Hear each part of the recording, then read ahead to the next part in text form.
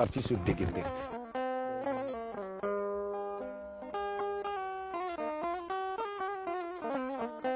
C'est ici, juste derrière moi, qu'El Hadj Omar Foutiyou Tall est vu pour la dernière fois. Nous sommes le vendredi 12 février 1864. Ce vendredi-là, il disparaît mystérieusement dans cette grotte, dans les falaises de Bandiagara et précisément à Deguembéré. Il disparaît après avoir bâti une communauté sur plus de 300 000 km², dont la seule devise est la ilaha illallah, une pratique parfaite de l'islam telle qu'elle est faite aujourd'hui ici, dans cette partie du Mali, en plein pays de Rome.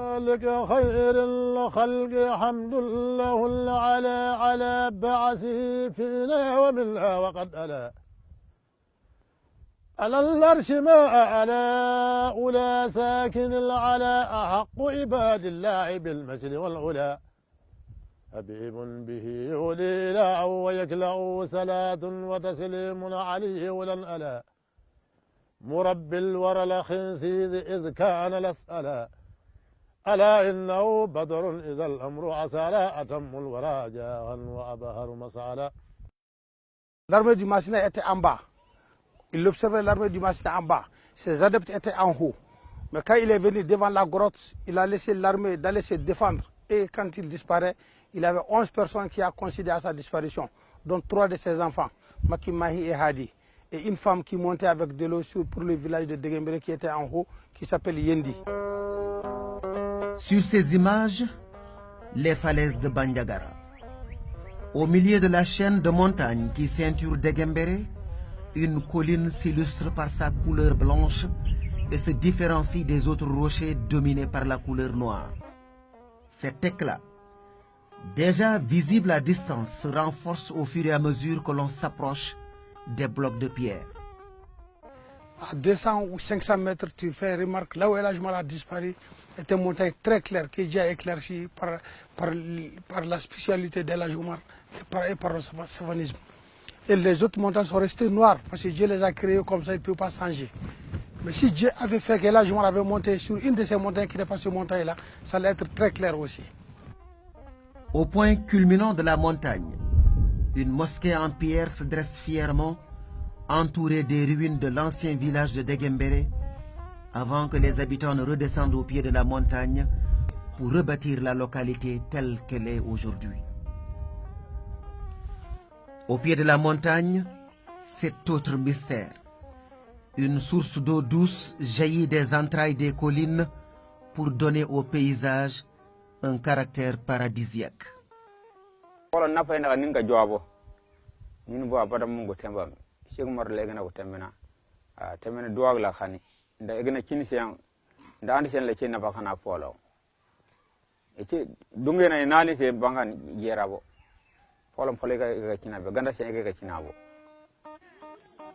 Ici, El Hadj Omar Foutiyou Tall n'est pas vu comme un conquérant, mais comme un sauveur. D'ailleurs, au fil des années et devant le sérieux de l'histoire, les 3 principales familles qui ont partagé ces moments tragiques de l'histoire de l'Afrique et celle de l'islam au sud du Sahara se sont retrouvées pour perpétuer chacune et ensemble cet héritage qui leur est commun. En 1977, il y a le président Moussa Traoré qui a tenu une réconciliation entre ces familles. Il a tenu une réconciliation de toutes ces familles-là. Ils sont venus ici à Handalay en 1977, précisément le 21 juin en 1977. Ils se sont réconciliés. En matière musulmane, vous avez droit de pardonner les péchés de vos grands-pères. Donc si c'est pardonné, l'islam admet ça. S'agissant d'El Hadj Omar Foutiyou Tall, les historiens sont unanimes à le présenter d'abord comme l'érudit maître coranique, prince du savoir et adepte de la sunna, doublé d'un soufi, d'un mystique. C'est aussi le chef politique djihadiste et stratège militaire. Cheikh Omar, c'est également le calife, illustre propagateur de la Tidjaniya en Afrique noire. Et il aimait même la paix. Je vais vous en donner quelques exemples. Les rois qui étaient là-bas, ont commencé à le provoquer. Il n'a pas voulu répondre. Il n'a pas voulu répondre. Finalement, il va même, pour éviter des problèmes, se déplacer et aller à Dinguiraye. Quand on le provoque là-bas aussi, il ne veut pas répondre.